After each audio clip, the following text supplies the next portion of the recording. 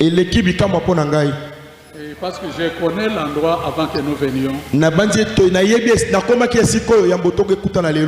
comme quand je lisais Frère Branham dire à l'endroit où était construit le Branham Tabernacle, c'était un terrain marécageux. La voie avait un peu était détournée pour esquiver les flaques d'eau qu'il y avait là-bas. Et ça n'est pas problème. C'est que le Branham Tabernacle, c'est là qui est poto poto bamai, et c'est là qui a tamala mutu droite. Acheté cet endroit-là. Écoutez encore une chose. Il l'avait acheté à ses propres frais. Pour l'église. Pour l'église. Beaucoup d'entre nous aujourd'hui. Vous allez y coller votre nom.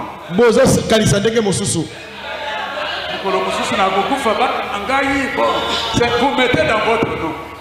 Mais on a réuni le montant et l'argent que c'est pour l'église.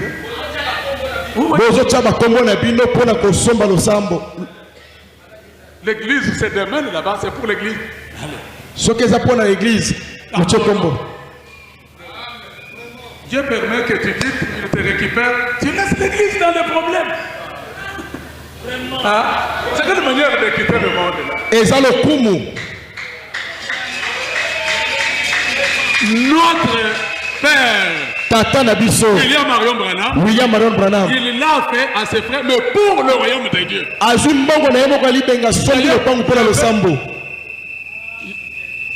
Bon, mettez-vous debout, lisons la parole.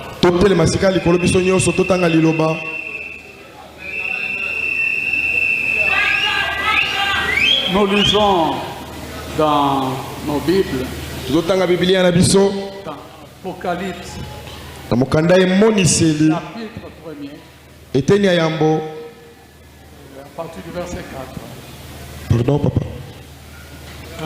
Verset 4. Jean, aux sept églises qui sont en Asie. La grâce et la paix vous soient données de la part de celui qui est, qui était et qui vient.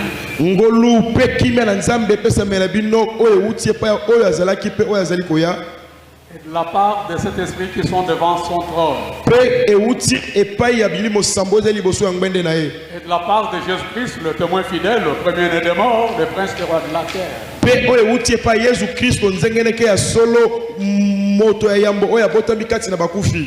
À celui qui nous aime, qui nous a délivrés de nos péchés par son sang. J'aime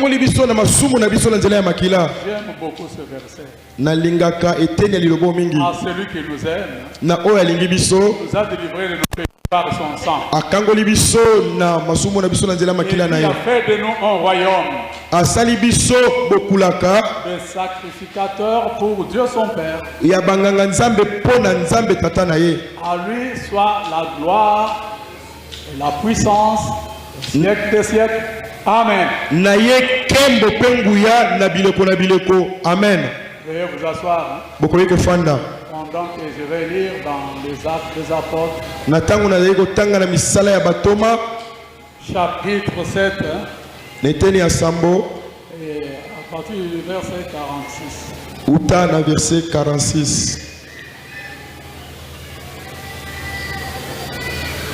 David trouva grâce devant Dieu et demande d'élever une demeure pour le Dieu de Jacob.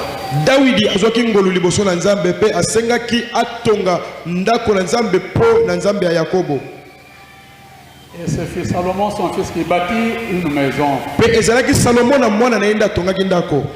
Et on n'habite pas dans ce qui est fait de main d'homme. Comme dit le prophète, le ciel est mon trône, la terre mon marchepied. Une maison me bâtirez-vous, dit le Seigneur. Quel sera le lieu de mon repos? Oui, peux-tu prier?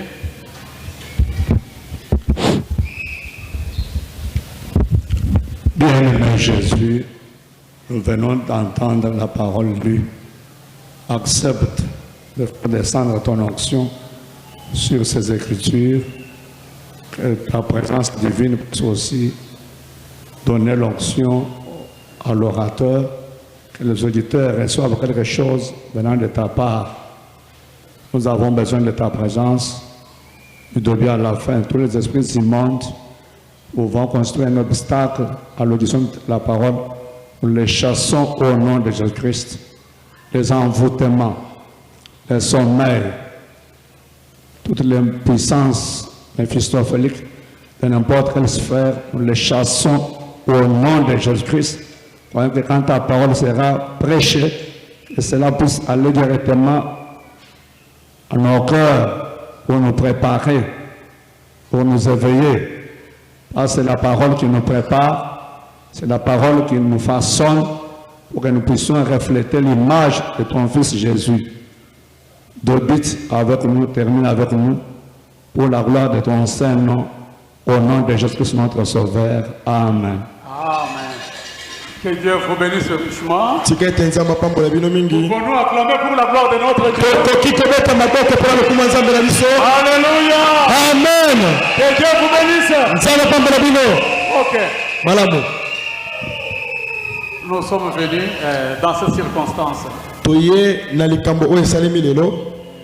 Parce que comme en tant que croyants, nous devons consacrer tout ce que nous utilisons au Seigneur. Esengeli totala maemaso tozali kosala pona nkolo. Cet endroit nouvellement aménagé. Esika oyo bauti kobongisa sika. Nous ne pouvons pas venir commencer à faire des histoires sans toutefois remercier le Dieu Tout-Puissant qui a été si bon pour nous donner cet endroit. Tokoyi koyate tobandi kosala makambo zanga topesa matondi na nzambo azalaki malamu pona biso apesa biso sika oyo. Sans lui avoir consacré au préalable. Esengeli malamu tobulisa sika yango. C'est pour cette raison que nous sommes venus ici. Natina na yango de toye na sika oyo. Ce n'est pas une dédicace comme telle. Ezali te toye kosala dédicace ya losambo te. Ah bon, bon. Parce qu'il y a le projet de construction. Pour projet ya kotonga losambo ezali. Un tabernacle définitif. Kotongela nzambe losambo mbala moko ezali. Celui-ci n'a pas de pierre angulaire et consort. Oyo eza na pierre angulaire te eza kaka bongo. Mais je crois que quant à ce qui concerne la pierre angulaire, na banzi ete na maimatali pierre angulaire. Nous la prêchons tous les jours ici. Vous devez la voir. Hein? Peut-être que vous allez quitter ce monde avant qu'on mette la pierre naturelle pour la construction. Parce que cela n'est qu'un type, une image. Mais la vraie pierre angulaire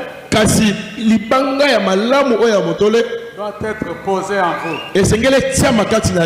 Parce que ceci, ce n'est pas la maison de Dieu. C'est un endroit que nous avons aménagé pour venir l'adorer. Bon, c'est bien que nous l'appelions comme ça la maison de Dieu parce que nous la lui consacrons. La maison de mon père sera appelée une maison de prière. Nous devons consacrer ceci. Alors, ce n'est pas ceci la maison véritable de Dieu. Parce que, écoutez, dans l'Ancien Testament, Dieu avait dit au peuple qui était sien que vous ne m'adorerez pas n'importe où. Vous m'adorerez qu'en l'endroit où j'aurais placé mon nom. Que je vous accueillerai, que je recevrai votre adoration, que j'agréerai vos sacrifices, vos offrandes. Amen. Amen. C'est pour cette raison qu'il y a eu discussion entre Jésus et la femme. Il a voulu montrer à l'auteur de Dieu qu'elle connaissait encore elle aussi un peu sur les choses de Dieu. Non, non, non. La femme disait qu'elle connaissait un peu aussi sur la parole de Dieu. Elle ne savait pas qu'elle parlait à l'auteur de la parole. Non, Père, on t'adorait sur cette montagne. Est-ce que c'est seulement à Jérusalem? Il y a eu le temps où leur père avait adoré à la montagne. Il y a eu le temps où le même Dieu qui les avait adorés à la montagne a fixé un endroit où on devait l'adorer. Est-ce que c'est C'est pourquoi quelqu'un il avait dit, vous ne m'adorerez pas n'importe où. qui Seulement dans le lieu, moi-même je placerai mon nom. C'est là que vous allez adorer. C'est là que vous rencontrez Dieu. Que vous faites l'expérience avec Dieu. C'est là que se fera la guérison. Que se fera le salut. Toutes sortes de signes qui montrent que Dieu est vivant. Amen. Amen. Parce que Dieu peut être en ce lieu-là. Quand il y a Dieu, les œuvres suprahumaines se passent là-bas. Les œuvres surnaturelles s'accomplissent là-bas. Amen. Amen. On ne pouvait pas l'adorer n'importe où. Dieu, vous ne l'adorez pas comme vous l'entendez. Vous devez l'adorer selon ses règles à lui. Selon son plan à lui. Selon sa volonté à lui. Parce que ces choses doivent être faites d'une manière bien déterminée. Amen. Amen. Il y avait beaucoup d'endroits d'adoration. Et il est venu un moment où il a dit c'est seulement en ce lieu-là. Et puis les adorateurs doivent comprendre que Dieu a dit que lui mettrait son nom dans les lieux où ses enfants le rencontreraient. Disons maintenant que, prenons l'exemple très facile. Disons que c'est cette église ici. Si cette église ici et ce lieu-là, quel est le nom qu'il porte? Jérubal Tabernacle. C'est ça le nom de Dieu. Voilà combien d'ensemble Jérubal Mongombo. Nous ne venions pas ici pour l'adorer. Donc ça ne peut pas être ici. Hein? Si c'est le pasteur qui a mis son nom, Jérubal. Si c'est le pasteur qui a mis son nom, gloire. Même si on a mis le vrai nom de Dieu, Jésus-Christ Tabernacle. Ce ne serait pas encore là. Qu'est-ce que vous voulez dire, pasteur? Hein? Je veux dire ceci. Dieu n'a pas dit, vous et moi, nous mettrons le nom de Dieu. Mais là où lui-même mettra son nom, il y a une grande différence dans le fait que Dieu y mette son nom et que l'homme y mette le nom de Dieu. Il y a une grande différence. Si vous mettiez, vous construisez un endroit d'adoration, vous mettez le nom de Dieu là-bas, ce n'était pas l'endroit. Alors nous écartons Jérubal Tabernacle. Nous écartons tous les noms que vous avez mis. Ce n'est pas l'endroit. Alors il nous faudra trouver l'endroit. Alors seulement, à ce moment-là, nous aurons trouvé un endroit.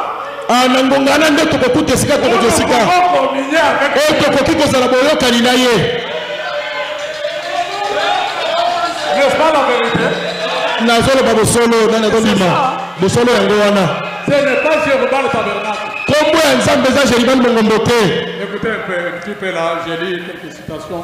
Dans la base de la communion. La base de la communion. Prêché le 14 février 61. Était mis le 14 février 61. Paragraphe 42. Donc la première partie, je vois. La première partie du paragraphe. Il y a paragraphe. Israël dans l'Ancien Testament. C'est le lieu où Dieu rencontrait Israël. C'était sous le sang versé. Il venait de toutes les nations là où l'agneau était tué. Mais Dieu ne les rencontrerait que sous le sang versé. Sous le sang de l'agneau. Le lieu de rencontre avec Dieu. C'est là qu'il rencontre son peuple. C'est là qu'il rencontre son église. C'est là qu'il satisfait vos besoins Wananda sepelisaka baposa na bino. sous le sang. Na se ya makila. En dehors du sang, Libanda ya makila. il n'y a ni pardon ni exaucement. Bolimbisi ezali te boyoki mpe losambo ezali C'est te. uniquement au travers du sang. Ayamba kobela nzela ya makila. Amen. Amen. Ce n'est pas le sang que vous pouvez appliquer là. Vous mettez le nom. Makila oyo sopi te otie kombo. Mais il y avait l'ordre. Kasi molongo ezalaki. Personne indiqué pour faire cela. Moto oyo abongaki mpo asala mosala wana. Que cela puisse le lieu de rencontre de Dieu. Po koma esika oyo nzambe aponi mpona boyokutani. Les gens ne s'assoient pas aujourd'hui pour se demander, dans tout ce que nous faisons ici, est-ce que réellement, quand nous arrivons à la fin de la route, qu'est-ce que nous allons rencontrer à la fin? Bato bamitunaka mituna te nyonso tozosala awa ntango tokokoma na suka ekozala nini mpo na biso. Parce que pour eux, c'est comme si l'essentiel est d'adorer. Bozomona eti oyo eza ya motu oyo ezaka kogumbamela. Ce n'est pas cela. Yango nde kaka motuya Ce te. qui compte, c'est d'adorer Dieu, disent-ils. Kogumbamela nzambe. Ils disent, ce qui compte, c'est d'adorer Dieu. Oyo eza ya motu oyo ezaka kogumbamela te. L'homme est né avec un soif, il est né d'adorer Dieu. Ata soki oza na posa ya kogumbamela nzambe. Il adorerait alors n'importe quel Dieu. Okogumbamela nzambe nyonso. Cela ne le rend pas pour autant un vrai adorateur de Dieu. Ekosunga mogumbameli ya solo ya nzambe te. C'est pourquoi Jésus a dit à la femme, Yango nzambe yesu olobi na mwasi oyo. Bo yoka ngai mwasi. l'heure vient, Ndongo soya. elle est déjà venue. Esi ekomi. Où les vrais Oyo adorateurs bagumbameli ya solo. n'adoreront pas le Père à cette montagne. Bakogumbamela na ngomba oyo te. Hein? Ni à Jérusalem. Ata Yerusalem apete. Kasi Ils adoreront le Père en esprit et en vérité. bakogumbamela tata na molimo mpe na bosolo. En esprit et en vérité. Na bosolo mpe na molimo. C'est quel genre d'église? C'est quel tabernacle? Hein? La vérité, on ne la voit pas.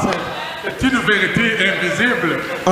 Bosolo mpe na dekobrama ezali nguya oyo ezomonana te. Et l'esprit lui-même, c'est l'esprit comme nous l'appelons là, il est immatériel. Molimo tobengaka wana okoki kosimba yango te eza na nzoto te. Vous allez y entrer comment? Okogumbamela ye ndenge nini? Voilà qui complique les choses. C'est pourquoi il y aura une grande déception à la fin de la route. Tala ndenge bato bazobebisa makambo yango na suka bakoyoka soni. Suivez attentivement. Bolanda na bokebi. Le lieu d'adoration, Esika kogumbamela quel Dieu a pourvu. oyo nzambe alengela. C'est prêché le 25 avril 65. Eteyami na 1965. 25 avril 65. Le 25 avril 65. Paragraphe 25. Paragraphe 5. Et ce monde doit bientôt arriver à sa fin. Mokili oyo kokoma na suka kala mingi te. Vous savez que c'est vrai? Boyebi ete lilobo eza ya solo. On a tellement entendu cela à longueur des années, on arrive bientôt à la fin, au point que ça devient ordinaire. Bateya biso banda kala tokomi na suka tozokoma na suka tomesani na maloba wana solo. On l'entendra encore pour la dernière fois un jour. Mokolo moko pe bakoteya biso mpona mbala ya suka. Et ce sera la dernière fois. Ekozala mpe ya suka. Et ça va devenir réalité. Ekokoma bosolo elaka oyo. Vous suivez? Bozolanda. Ça ne sera pas toujours de répéter ça comme ça éternellement.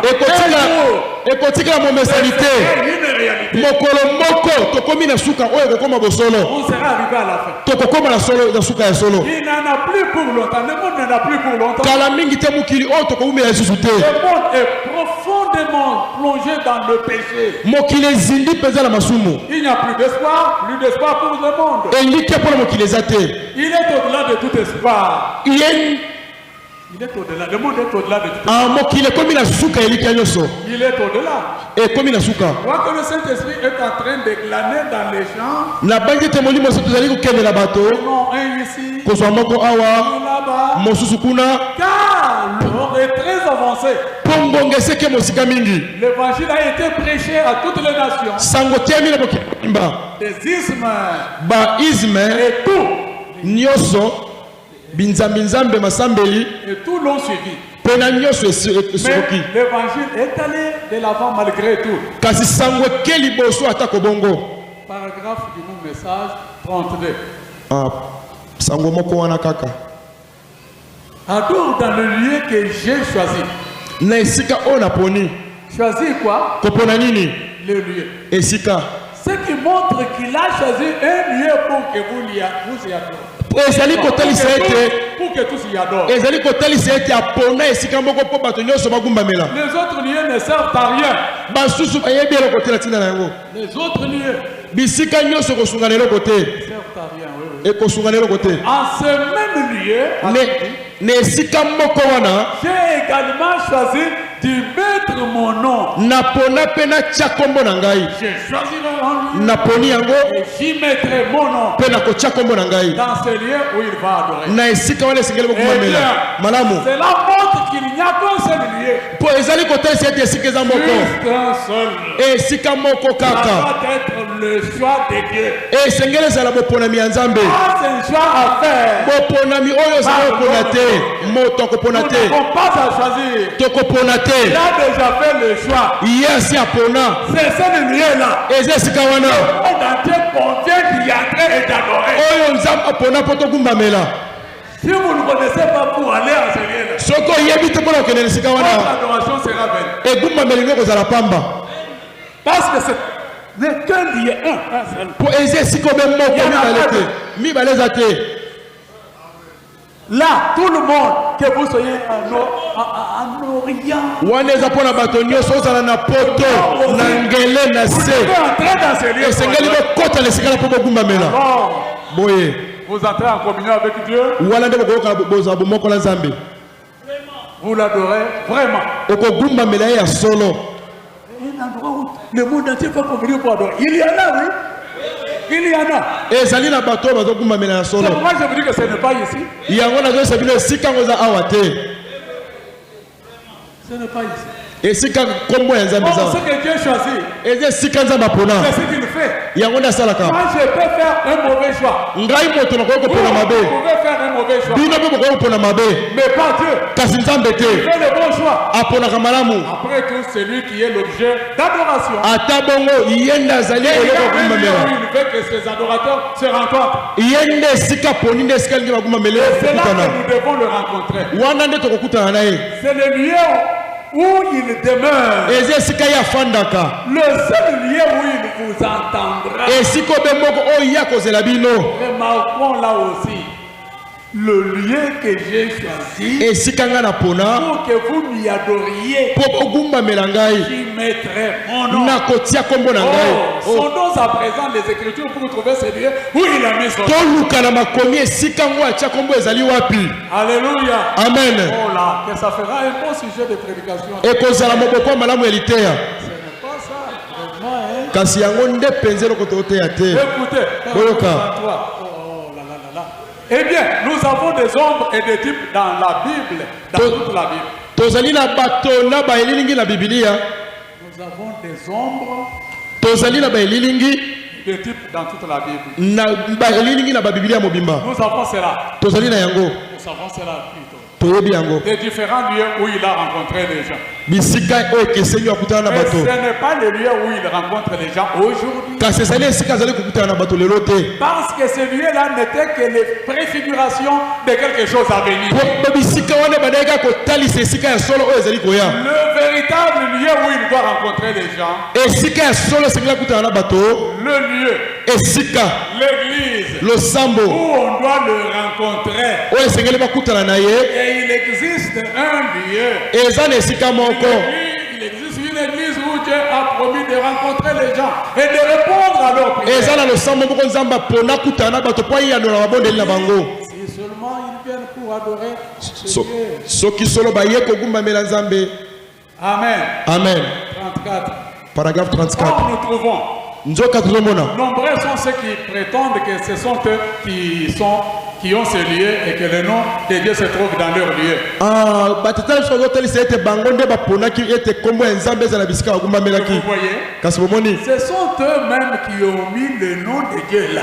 eza bango moko nde batia nkombo ya nzambe na bisika On wana parlait de Urbain, gloire, Jésus-Christ et tabernacle. Ce n'est pas que les noms sont mauvais. napesi ndakisa ba jésus christ jeribal elingi loba teke bakombo wana eza mabe Non, non. te Mais ce sont les hommes qui les y ont mis. kasi bato ya mokili nde bapesa bakombo wana Il y a une grande différence entre le fait que Dieu y mette son nom et le fait que quelqu'un y mette le nom de Dieu.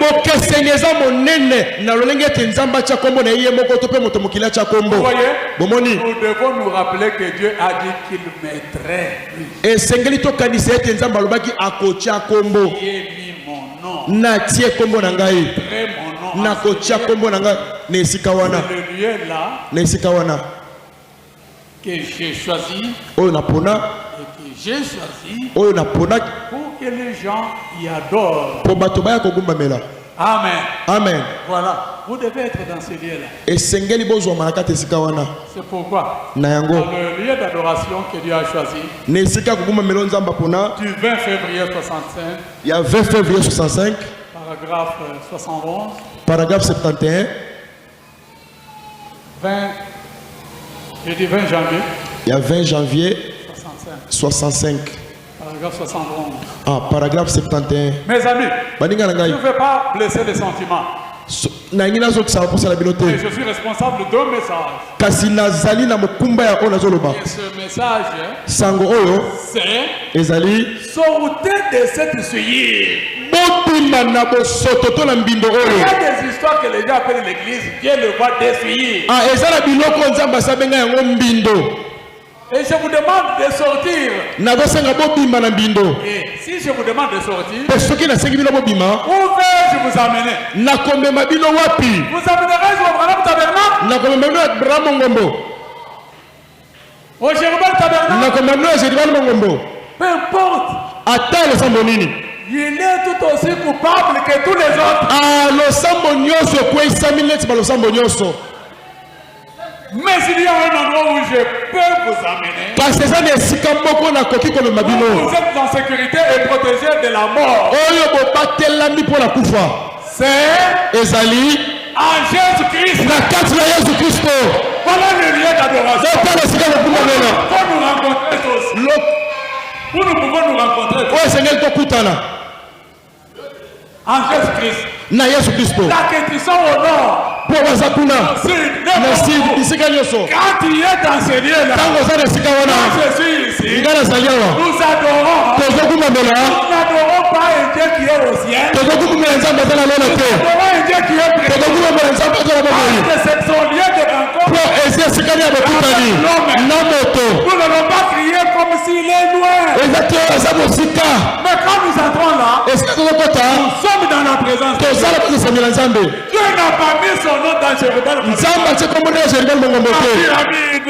La pyramide blanche, la gloire de Shekinah, il n'a pas mis non plus son nom dans Frère Branham. Parce qu'il y a des prédicateurs qui disent que le lieu d'adoration, c'est un Branham. Faux prédicateur. Il n'a pas mis son nom à moi. Il a mis son nom en Christ. C'est là le lieu qu'il lui a pris. Beaucoup d'adorateurs du temps de Jésus, ils se fièrent au vieux Dieu qui était la préfiguration. Parce que Dieu, quand il a fait sortir le peuple d'Israël, il a dit à Moïse de construire un tabernacle. La tente d'assignation. C'est là que Moïse allait dans la présence de Dieu, recevait la loi, recevait les commandements ou ce qu'il devait donner au peuple, comme la conduite venant de la part de Dieu. C'était un tabernacle amovible. On le fixe aujourd'hui. Aussi longtemps que la colonne de fer reste là. Il commence à tournoyer. Bon, ça indique le départ. On démonte, on plie. On va camper là-bas. On les continuellement comme cela. Jusqu'au moment où la vie a eu à cœur. Il faut que moi j'ai vu dans une maison très bien fait enceinte. Alors on a Dieu habite dans la tente. sikoyo sanduku ya nzambe evanda na hema Nous construisions un lieu pour le Seigneur. esengeli totonga ndako mpo na nkolo. Il est allé là-bas. akei kuna Homme de Dieu. mosali na nzambe Vous connaissez qui c'était? boyebi ezalaki nani mosali na nzambe yango Nathan le prophète. natan Je mosafoli. forme le projet de pouvoir reconstruire un endroit pour Dieu. nayoki mposa natongela nzambe ndako. Qu'est-ce que ton Dieu en pense? nzambe no alobi nini? C'est là qu'il faut faire la part des choses. Hein? yango nde esengeli kozwa makambo Les malamu. sentiments et les pensées de l'homme avec la parole de Dieu. baposa na yo moto na mokano na Comme nzambe. celui-là se croyait, on sait que lui, David était l'homme selon le cœur de Dieu. lokola dawidi ayebaki ete aza moto kolesama motema na nzambe. mbala moko mosakoli. Fais tout ce qui est dans ton cœur. nzambe aza na yo tongela ekende liboso. C'est pourquoi nous devons être sages. yango esengeli basali na nzambe bozala na bwanya. Avec nos faits que nous avons dans nos églises, il faut être sage. esengeli tozala na bwanya. Alors je peux m'imaginer David maintenant. C'est fini. mosakoli alobi na ngai natonga esili. La nuit, na butu le chef est venu. nzambe ye moko ye. Écoute, yoka mosakoli na ngai. je sais ta disposition pour construire un temple. nayebi motema na yo mpo tongela ngai tempelo. Il parlait au prophète. Hein. abandaki kosola na mosakoli. Va dire à David, kende koyebisa dawidi je vois ses désirs. namoni posa na ye Pour moi, mpo asalela ngai tempelo. j'accepte cela. nandimi yango. Mais lui, kasi ye dawidi il a versé beaucoup de sang. abomi bato mingi. Ce n'est pas lui qui va construire un temple. ye akotongela ngai tempelo te. Vous voyez que faire une chose pour Dieu bomoni likambo moko nécessite une certaine condition de vie. ezosenga obika bomoi ya malamu mpo nzambe apesa ozo elosala yango. On peut dire d'autres. bososola makambo yango malamu. Bon, ça va.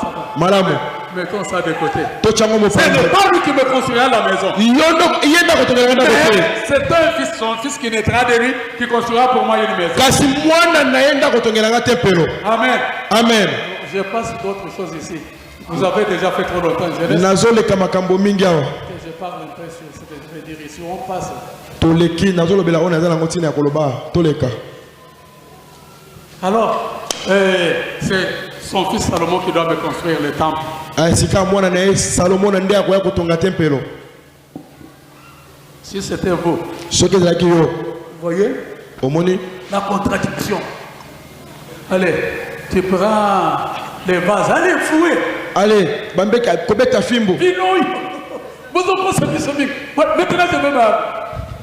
Alors, comme ça, moi, je suis le grand don dans l'église. C'est moi qui vais construire cet temple. ngai nde moto na kotonga tempelo wana. ngai Ne nde plus vous entendre encore parler. nangi nayoka yo solo obeta lisolo wana te natosi. Peut-être qu'ils sont là-bas. Si je vais le faire taire là, tout de suite là. Hein? On connaît que maman m'a autant. bambeki bavandi aso na bina beta bango marto nakobeta marto. Alors c'est fini. Demain là, lobi froissé. bazongi mawa mawa. Papa, quand je suis allé dormir, j'ai vu que tu étais en train de mettre les mesures. papa ntango nakei namoni oza kozwa mesure ozotya. C'est vrai, il y en a encore ton gagné. C'est fini. Vous voyez maintenant, omoni sika vous êtes dehors là. wana Donc les choses de Dieu, makambo na nzambe il faut aussi être spirituel pour les juger spirituels. esengeli miso ya molimo mpo sosola makambo. C'est de faire du n'importe quoi. soki tokosala buzoba Alors, na boye quand Salomon est venu, ntango salomo ayaki c'est lui qui a accompli la tâche. ye nde asalaki mosala oyo dawidi azalaki na posa ya kosala. Vous connaissez toute l'histoire là-dessus. boyebi lisolo wana ndenge esalema. Mais écoutez, boyoka après que tout soit fait conformément au modèle que Dieu a fait montrer, et préalablement à David et Salomon lui-même, et Salomon a suivi toutes les instructions données par Dieu à son père pour la construction. esengelaki esalema ndenge nzambe asalaki miango banda na dawidi tata na ye kino na salomoni mpe salomoni alandaki ndenge nzambe alobelaka tata na ye ye asalaki kaka bongo. Amen. amen. Alors quand tout fut terminé, ntango nyonso esilaki le temps de la dédicace est venu. ntango ya kobulisa ekokaki Salomon, on a sacrifié les bêtes, on a fait tout ce qu'on a. salomo na batumbi bambeka babomi banyama. Alors il s'est mis là-bas, il a fait la prière de dédicace.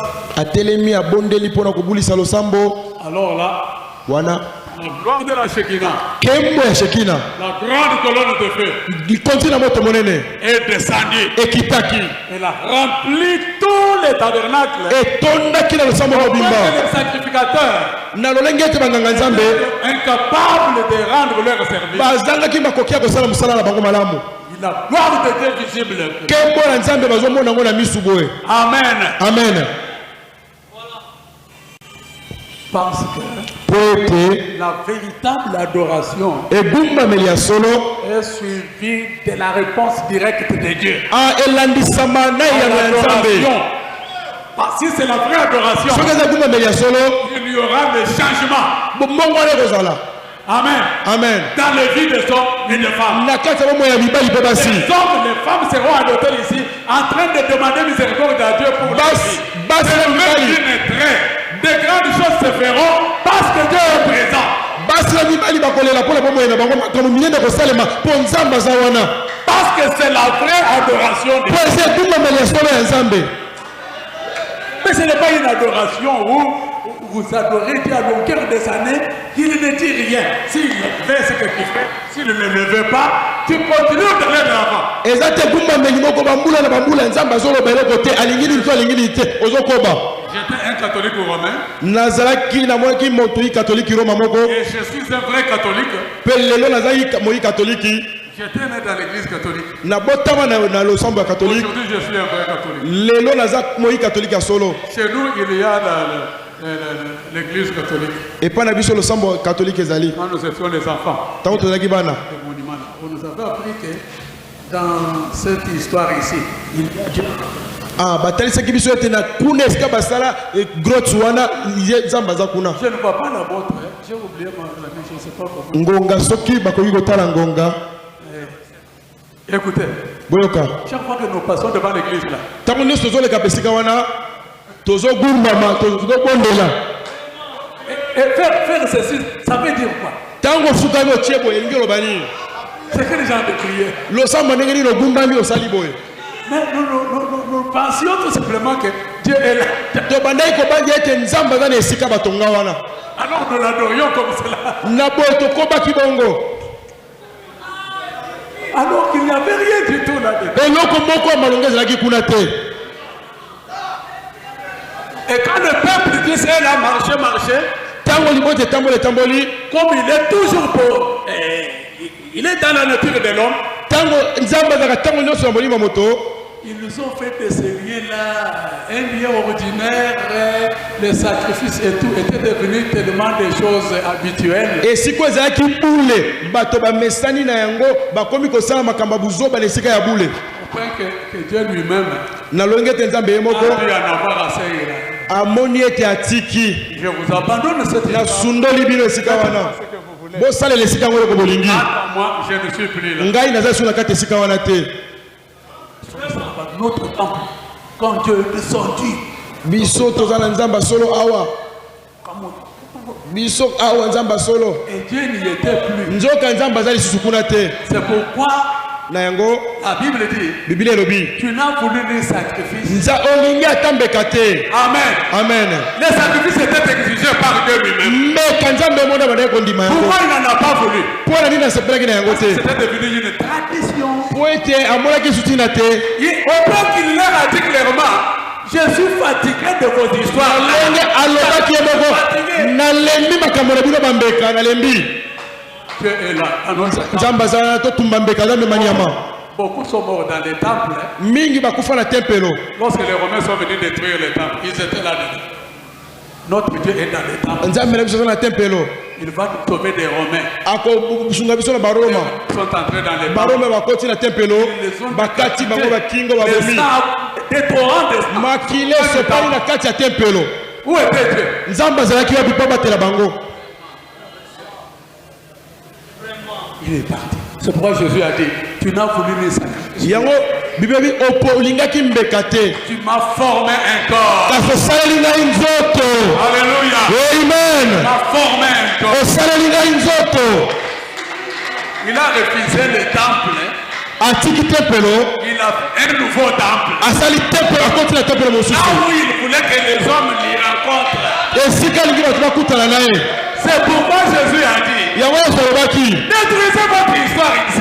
boiselanga tempelo oyo Je l'élèverai dans 3 jours. nakotonga osi na mikolo misato babi Mais ça, c'est quel genre de oyo serviteur de Dieu? mosala nzambe ndenge C'est nini temple ici. tempelo oyo Oh, il ne connaît pas l'histoire. ayebi lisolo ndenge mibu ebele esalema Il te connaît oyebi le temps que ça a pris pour le construire. ntango ezwaka mpo batonga yango Et comment la gloire de Dieu est entrée ici? ndenge Il nini a dit qu'on détruit ça dans 3 jours. Il m'a dit, bakweyisa atonga ngo nsima mikolo misato cet homme est fou. moto aza na liboma La Bible dit, bibi elobi ne comprenez pas qu'il parlait du temple de son propre. basosolaki te kabanda koloba na tempelo ya nzoto na ye Amen.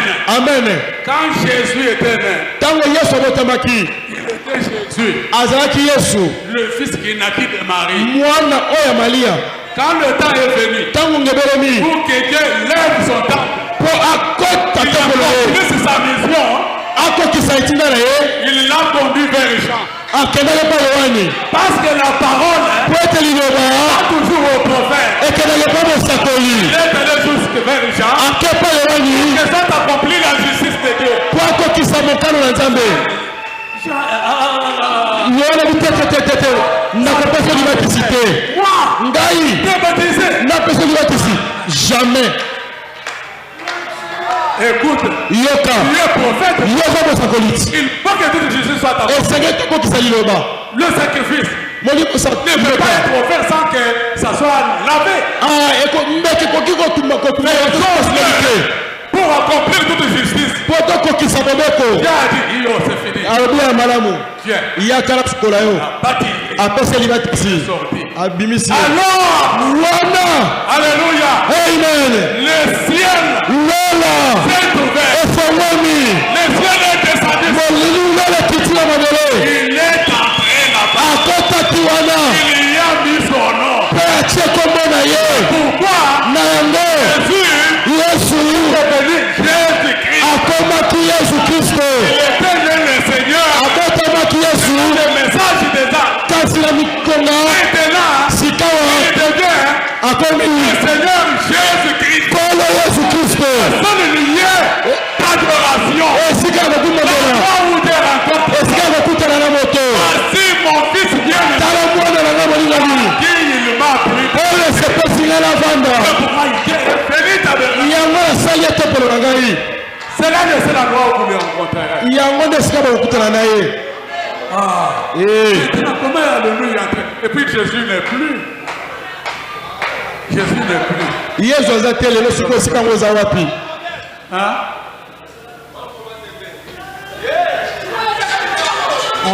Oh.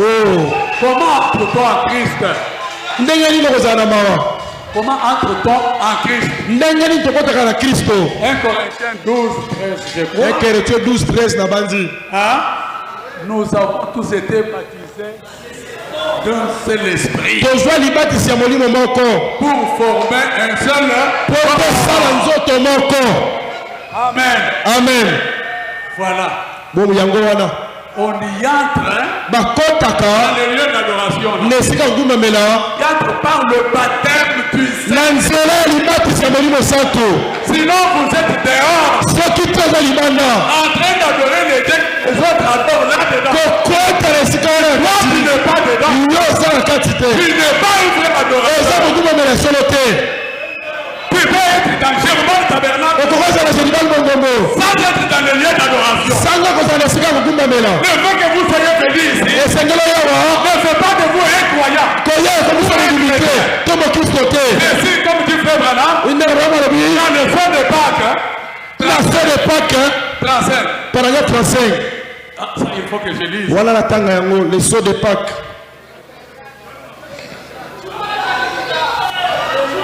Le saut de Pâques, le saut de pake elembo ya pasika le saut de Pâques, elembo ya pasika prêché le 10 avril 65, paragraphe 35. eteyami le 10 avril 65 Parce qu'il y a beaucoup beaucoup de gens qui se confient dans l'église, ils pensent que les problèmes sont réglés parce qu'ils sont venus dans l'église. bato mingi babipesaka na losambo akanisi ndenge aza na losambo Vous esili pouvez faire une idole comme vous voulez. okoki kosala yango ndenge olingi Ça ne vous sauve pas. ekobikisa yo te Écoutez, boyo komosaka ezoloba 35. Je me pose des questions sur ce qui se passe aujourd'hui. nazali komituna mituna na oyo ezoleka lelo Est-ce que nous amenons vraiment les gens à Dieu tozali komema bato solo na nzambe ou est-ce que nous les amenons seulement à l'assemblée? to mpe tozomema bango kaka na losambo Il nous faut les amener à Christ. esengeli komema bango na kristo En qui se trouve la puissance de résurrection. na kati ya kristo nde nguya lisepo ezali Bien sûr, solo c'est bien d'aller à l'assemblée. eza malamu kozala na losambo Si nous n'allons que jusque-là, soki tosuki kaka na losambo ça ne suffit pas. ekoki te Quand vous venez à l'assemblée, ntango oye na losambo c'est bien. eza malamu Mais continuez koba kokende de l'assemblée, kolunga na losambo continuez koba jusqu'à Christ. kino kota na kristo Alors ici, na awa boye awa vous venez boye pour aller en Christ. kokende na kristo Ce n'est pas ici le lieu de repos. awa esika ya bopemi te Ce n'est pas ici votre destination. awa esika ozosuka te Destination, esika na oyo kosuka C'est Christ. eza kristo si vous ne vous limitez qu'ici, vous êtes... soki osuki kaka na jeribala awa etali yo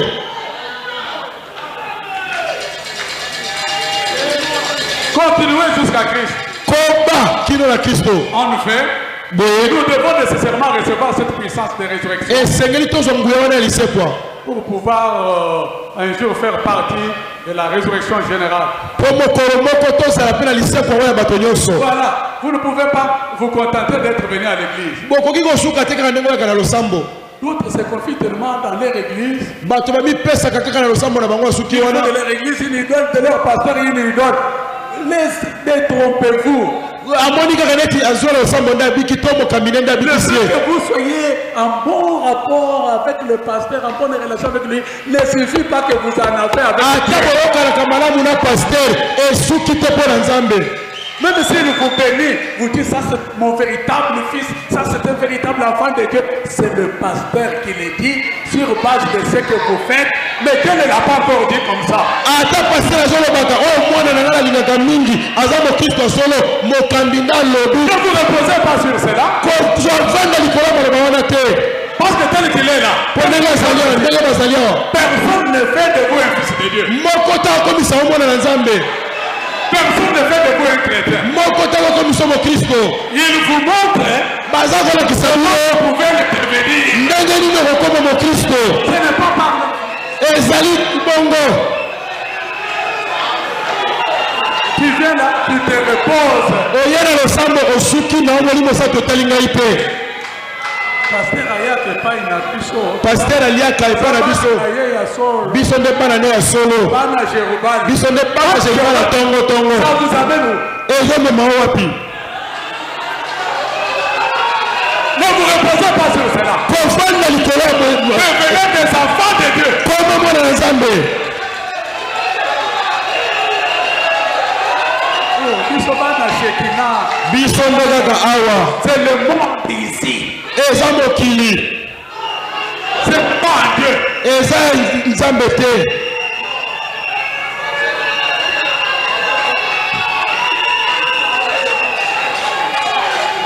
Notre église.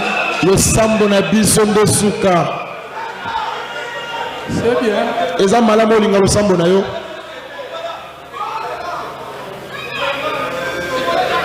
Il s'agit de la consécration de ces lieux. oyo tozali koloba ezali mpona kobulisa esika oyo Écoutez. boyoka Vous trouvez des frères ici, obona bandeko awa des sœurs. bandeko basi Nous sommes venus dans l'église. Nous sommes dans la consécration. toye na losambo toza komibulisa Oui iyo et non. pete Hein? La consécration, komibulisa c'est la vie de tous les jours. eza bomo ya mikolo nyonso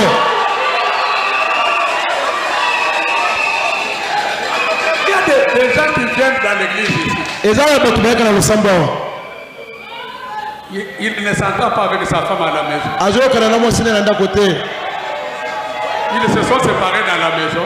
bayokani basoli te na Il ndako vient dormir à l'église. aye kolala na losambo mpo bayokani na mwasi na ndako Dans te cette ville ici. na engumba oyo J'avais vu un croyant qui habitait dans l'église avec sa femme. Il a fabriqué même des enfants. J'ai dit au pasteur, comme fabrique les enfants, où?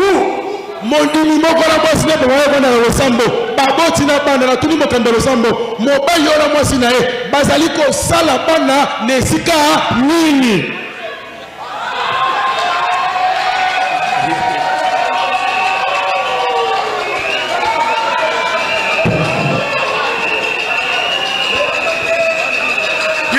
Avec sa femme, il vient ici. Bon, je ne sais pas comment le dire, mais vous comprenez en français. Alors, il ne voudra même pas entrer là-bas. Vous trouvez l'église comme une église orpheline là. Je veux dire là.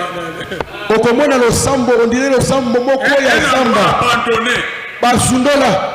Mais s'il s'habille d'une veste. Il faut vous dire que moi je ne porte pas vos histoires bon marché de Turquie.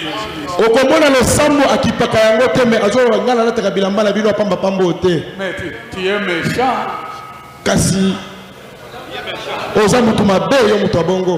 Non, votre prédécesseur David.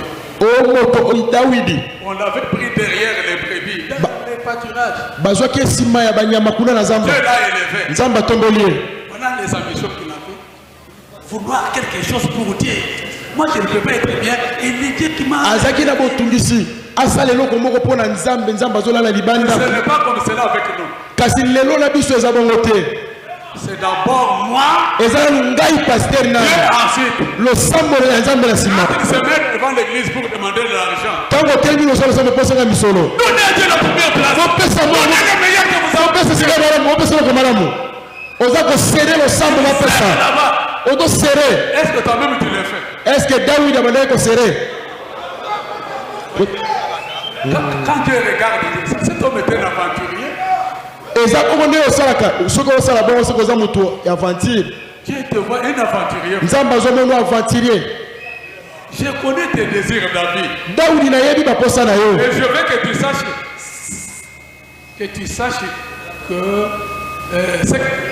ce que j'ai fait pour toi. Toi, quelqu'un de rien du tout comme nous sommes là. Je te prends. Dans ce monde ici. Comme nous autres ici, on n'avait pas d'études. On n'avait pas une voie dans la vie ici. Vous pouviez devenir quelqu'un. Dieu te fait grâce. Des gens qui ont étudié plus que toi, des licenciés, des gradués, des docteurs, ils viennent et ils t'honorent.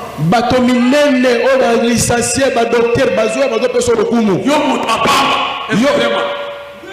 Tu ne peux pas honorer les dieux qui t'a fait ça.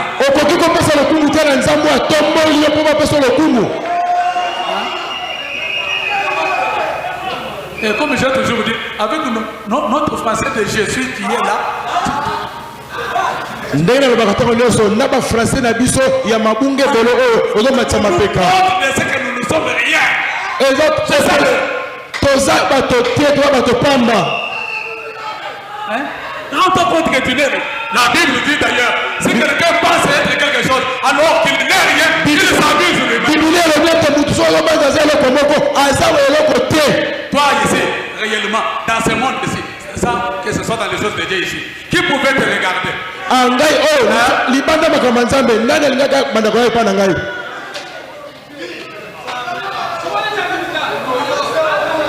Ayons des sentiments.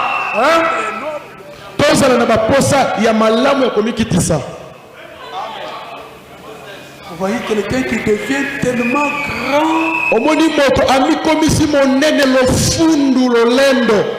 Dieu s'étonne au ciel. Il appelle les anges et leur dit, quelle est l'erreur que j'ai faite en prenant? Et comme monsieur le diable ne manque pas d'aller dans ces endroits-là, laisse-moi en avoir un peu. J'ai dit, hey, va-t'en, je suis en train de faire mes affaires. S'il est libre dans tes mains, cet orgueil va t'amener loin. Et comme même au Sika, nous en avons beaucoup qui sont restés le long du chemin. N'est-ce pas? Vous en connaissez quelques-uns.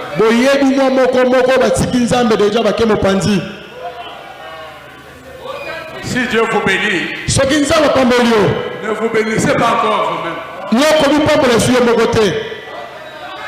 Restez là où Dieu vous a béni. Vous finirez bien.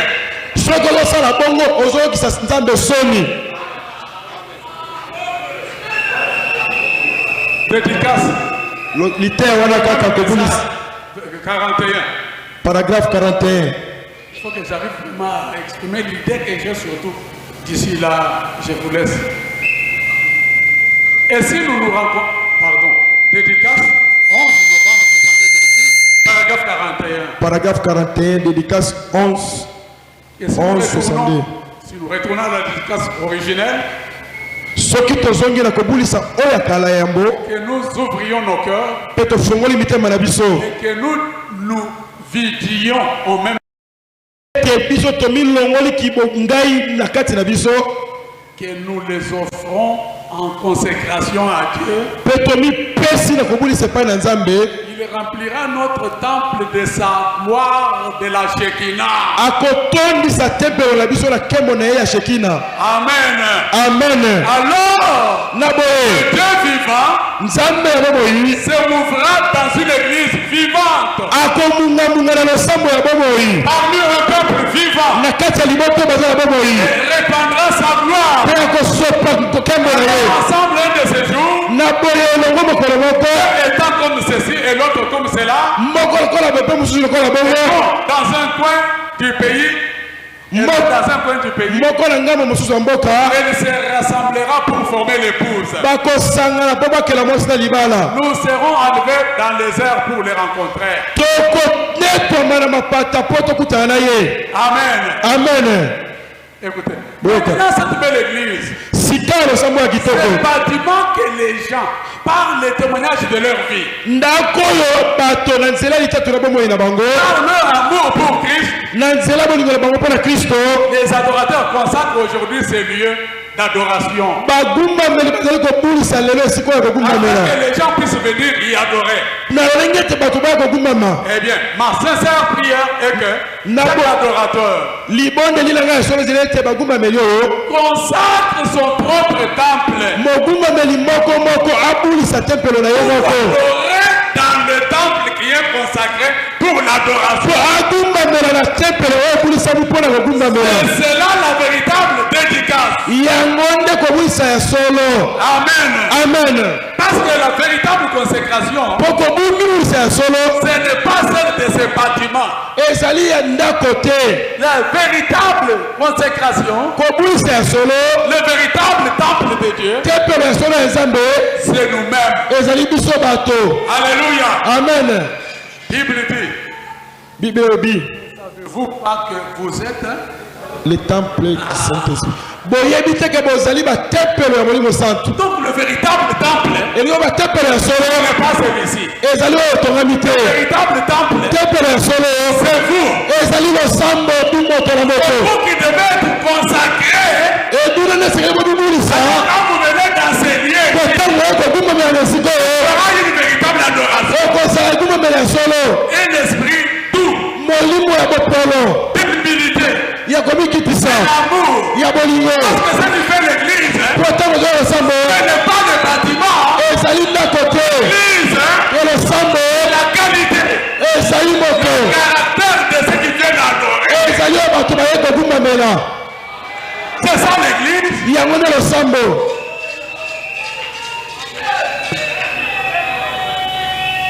Mais si ceux qui viennent ici, ce sont des âmes et des hommes et des femmes qui vivent n'importe quelle vie.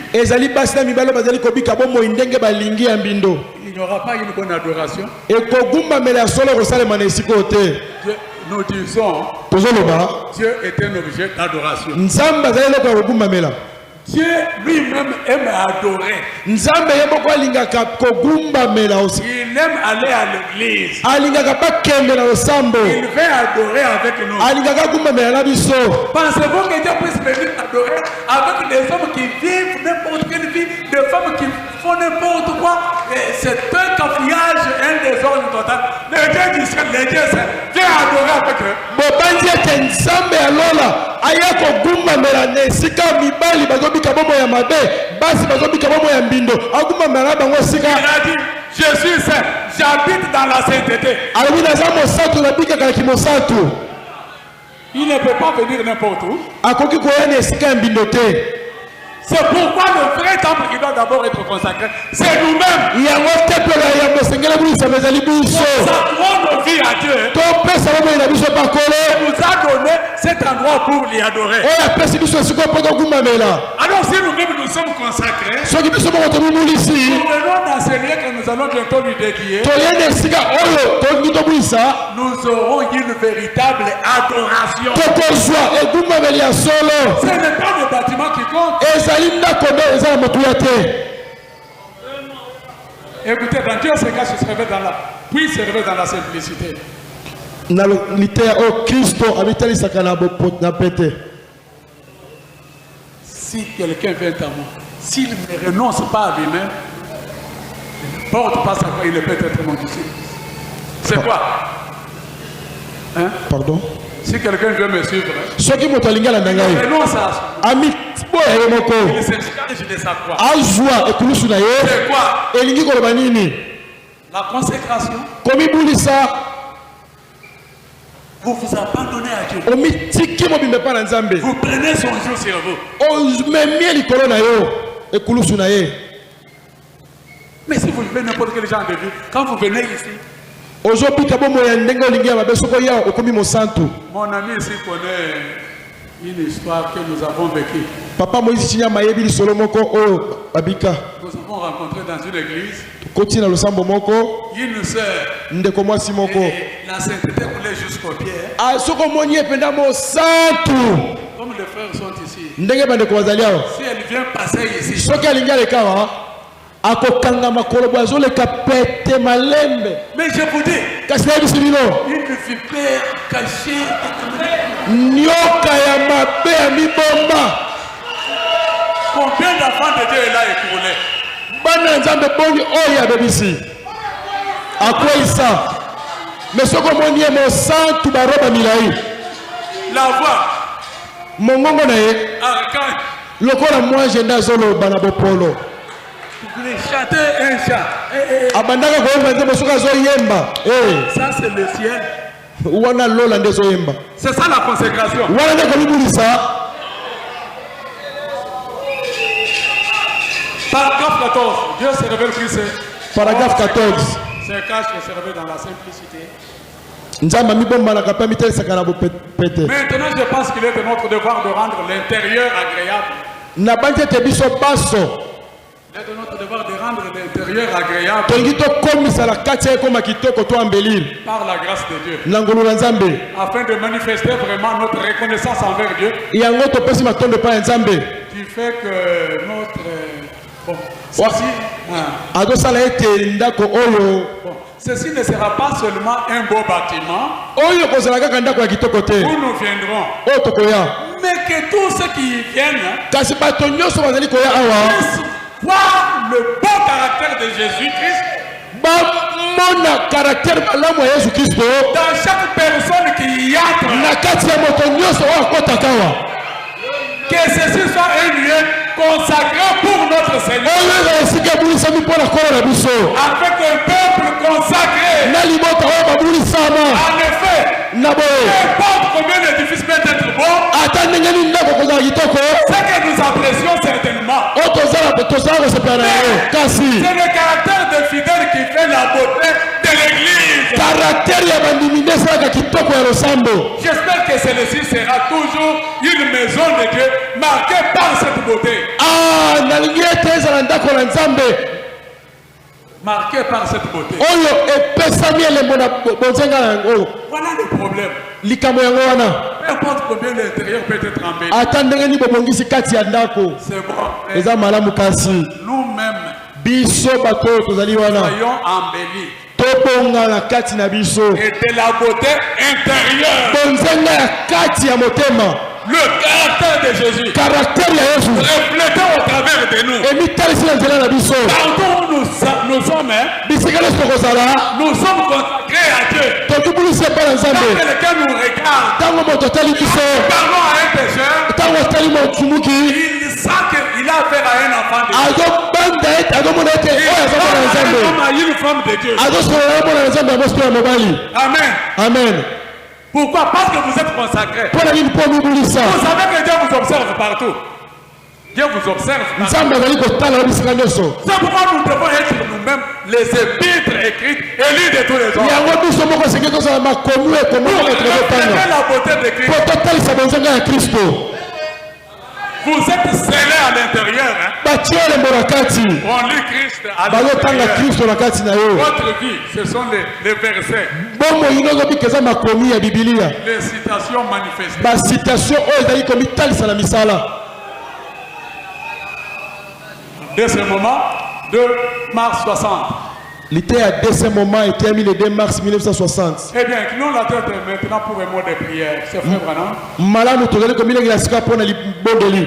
Notre Père Céleste, Tata na biso nous likolo. venons ce soir te demander de nous recevoir comme un peuple, Toya na poko lelo po oyamba biso lokola libota. comme ton église. Lokola losambo na yo. Et ce bâtiment qu'on appelle ici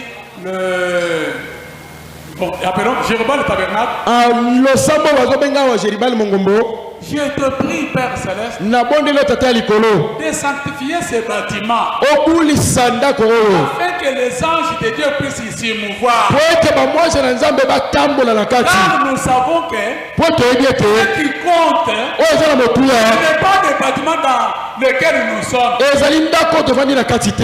mais ce sont les gens qui sont dans le bâtiment. Kasi ezali bato oyo na kati ya ndako. Ce n'est pas le bâtiment qui fait l'église, Ezali ndako ndenge osala losambo ce te. sont les gens qui sont dans le bâtiment. Ezali bato bazali na kati ya ndako. Et je te prie ce soir, Père Céleste, Nasengi tata ya likolo. que ces gens-ci soient, qui ont été rachetés par ton sang, Bato oyo basikolongo na makila na yo. qui sont rassemblés ici et qui vivront à jamais dans... Bon, je crois pas. Oyo basangani oyo bakobika mpona libela. Nous sommes venus ici dans le but de communier par le Saint-Esprit. Toye awa na ntina ya kozwa bomoko na molimo santu. Puisse le Saint-Esprit convaincre les pécheurs Tika ete molimo santu endimisa basumuki. de leur tort, qu'ils puissent s'approcher davantage de sa présence, Ete bana na yo bapusa na bozesemi na yo. que Dieu puisse davantage rapprocher sa présence de nous, Nzambe azwa bozesemi na ye apusa yango pene na de biso. sorte que tout le monde voudra le servir. Na lolenge ete bato nyonso na losambo basalela yo mosala. Le Saint-Esprit n'est pas une coquille vide, Molimo santo ezali eloko eza pamba na kati te. un endroit où les gens vont, et Oyo bato bazokende pe.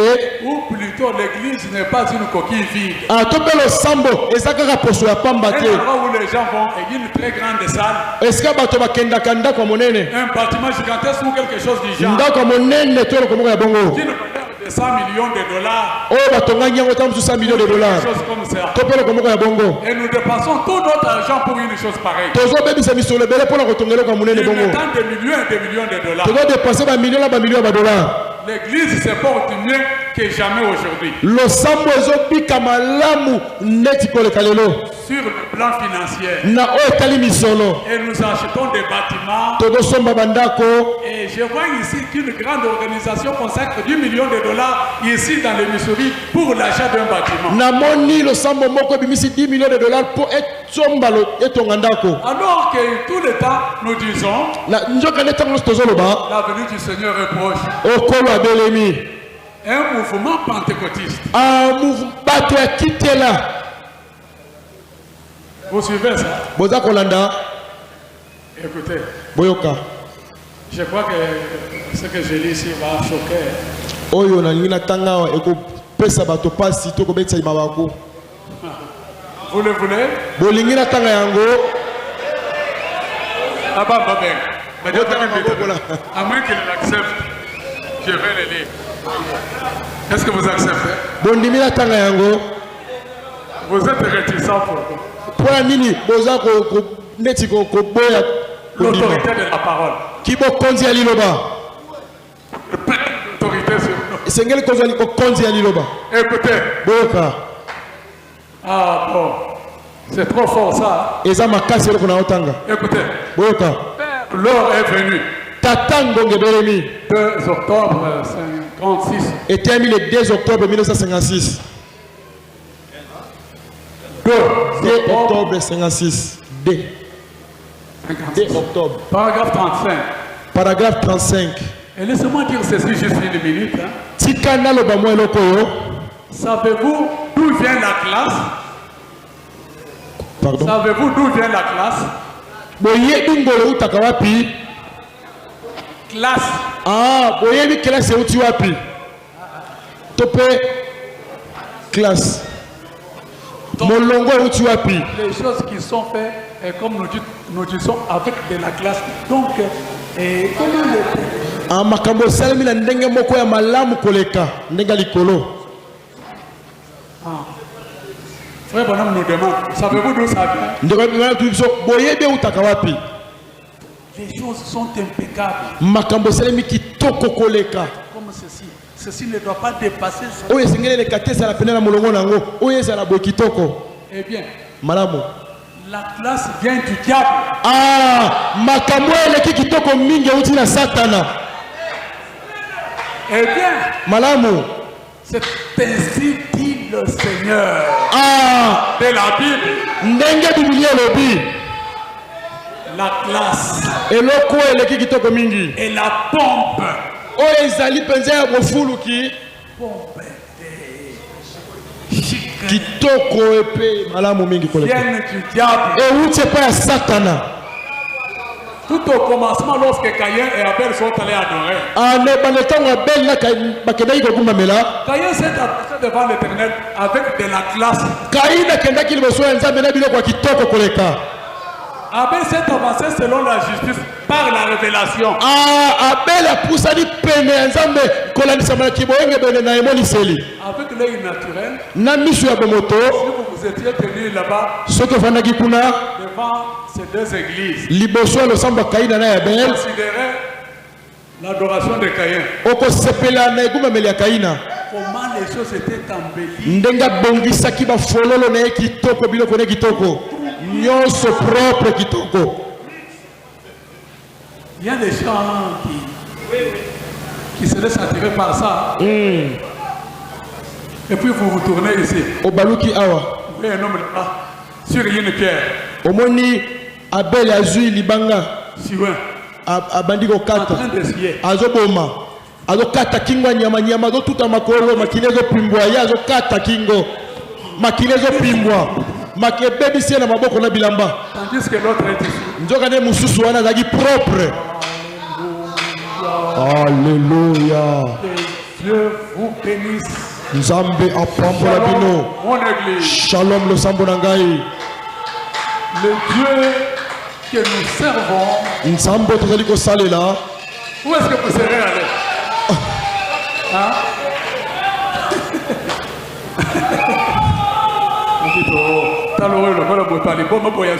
Bato oyo azoteya azotoka azobaluka na mabele makila na bilamba.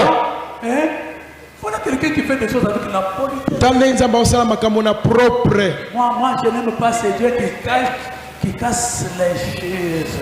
Nous voulons un saint poli. Ah, biso za posa molimo sato ya botosi ya kobaluka na mabele te kotutuka te. Oko tutuka kawana kukoya na sesoni. Te bongo te. Chez nous, nous aimons les choses avec de la classe. Biso tolingi makambo za la propre oye na église la mbebe batia ko nzambe. Il vous donne même l'écriture. Azo pesa na likomi. Nzambe est un Dieu aza nzambe ya molongo. Ya nzambe ya molongo.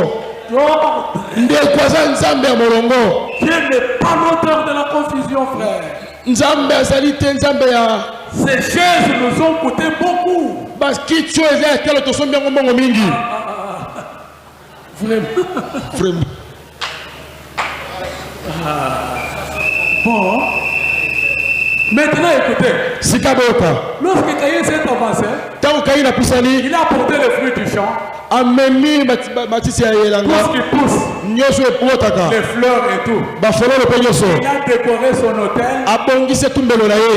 Et il a adoré. Agumbameli. Et vous regardez. Botali na miso Il y a bonto. des églises qui sont appelées. Vous regardez, vous dites, ah, c'est le ciel ou le paradis. Oza lola top paradiso. Est-ce que c'est sur la terre ici? Vous commencez à ne pas savoir où vous vous trouvez. Ozoyi ba lisusu te oza na esika nini. Me suivez ici. Bolanda awa. Les fleurs et tout. Bafololo pe Il nyoso. a décoré son hôtel. Abongise tumbelo na ye. Il a adoré Dieu. Agumbameli nzambe. Une vraie image du membre charnel de l'église aujourd'hui. Elilingi ya solo ya losambo elandaka nzoto lelo. Des membres charnels. Elilingi ya solo ya enama ya losambo oya nzoto lelo. Et du pasteur à la pensée charnelle. Elilingi pe ya solo ya mokambi oyo aza na makanisi ya bonzoto. Il veut une église plus distinguée que toutes les autres de la ville. Oyo elingi losambo ekesani na balosambo nyonso ya engumba. Ne m'en rendez pas responsable. Bongo bateke nga nde nalobi yango. Je ne suis pas responsable. Nga nde naza na mokumba ya oyo nazotanga te. Que cela soit ma responsabilité. Mokumba na ngai C'est ezali ya kotanga kaka koloba esuki wana. écoutez, Boyoka.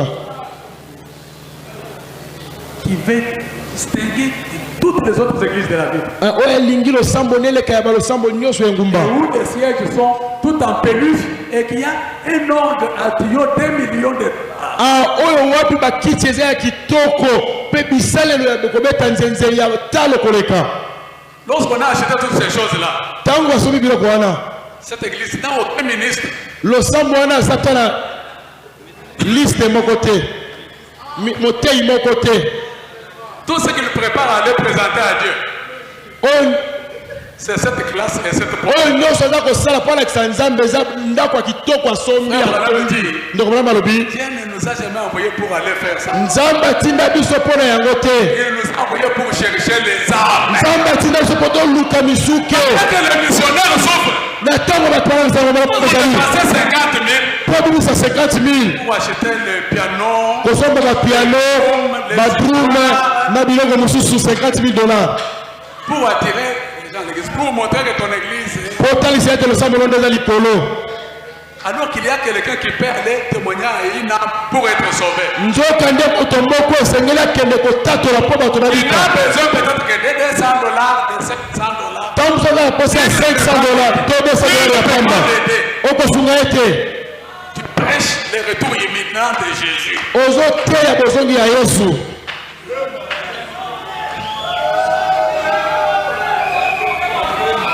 Écoutez, Boyoka, oui, écoutez. boyoka. Dieu ne prête pas autant d'attention que ça. Nzambe abebisaka ntango na ye nyonso te mpo na makambo oyo. Dieu ne prête pas attention à toute cette musique. Nzambe akipaka makambo nyonso bozosala ya nzoto te. C'est juste.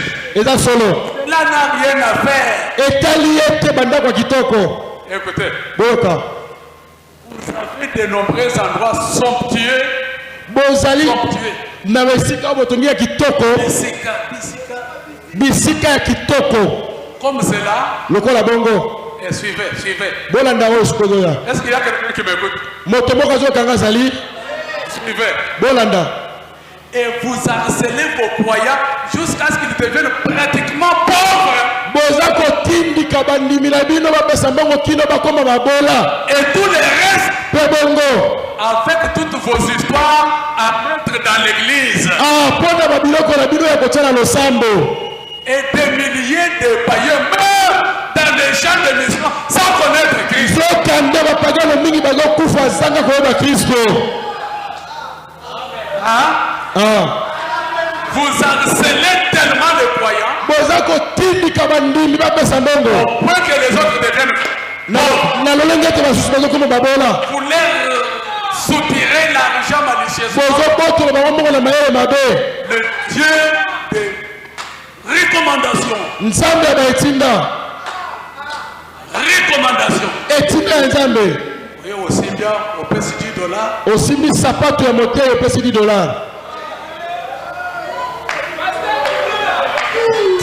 obendi ba $10 ya bato.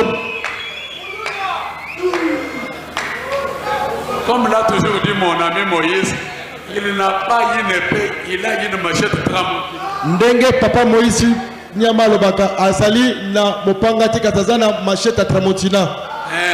Vous connaissez ce qui marche avec cette machette-là? Boyebi banani batambolaka na tramontina? Bakuluna. Bakuluna.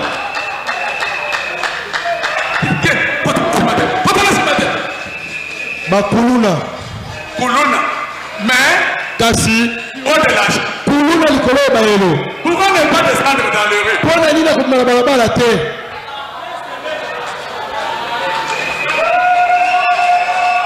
Très bien cravaté là. Kuluna moko alati cravate na veste kitoko. Je sens qu'il y a quelqu'un qui reste. Il doit donner autant. S'il est là, je vais le bénir tout de suite. Venez, venez, venez. Stratégie. Hein? Les stratégies. Ba stratégie ya kobimisa mbongo. Les dieux de recommandation. Nzambe ya baetinda. Mes succès c'est dans les recommandations. Mpozwa succès na ba recommandation baetinda. Oh, si seulement vous pouviez voir une fois, vous saurez de quoi je parle. Ah, soki bokoka komona mbala moko bolinga boyeba nini nazolobela. Avez-vous déjà vu certaines de ces choses? Bosi bomona makambo boye.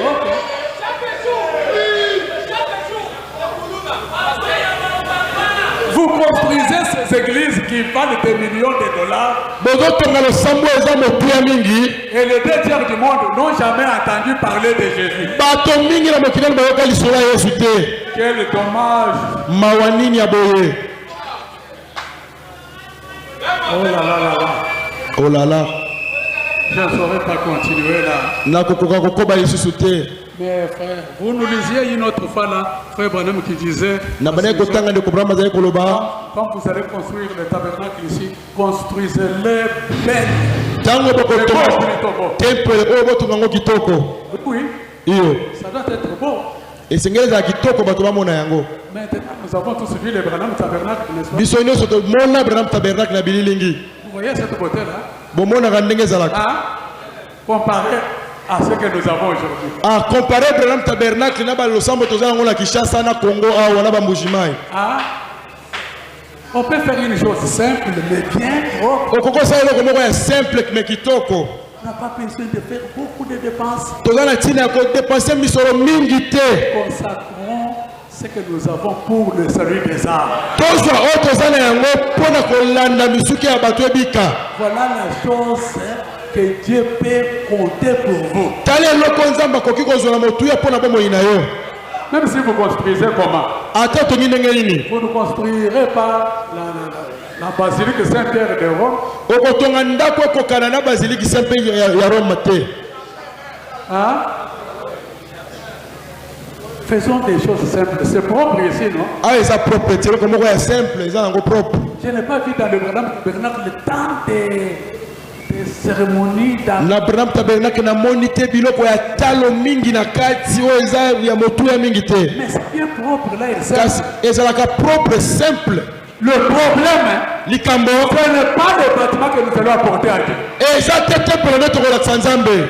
Construisons les véritables temples de Dieu qui sont les hommes et les femmes. Totonga batemple ya solo ezali basi mpe mibali. Que nous puissions les consacrer au Seigneur Tobulisa bango mpo ya kolo par le baptême du Saint-Esprit. na nzela ya libatisa molimo sato. Apporte une véritable vie de Oyo consécration. ezali bango ya solo ya kobulisa. Et que les hommes deviennent de véritables chrétiens. Bato bakomi bakristo ya solo.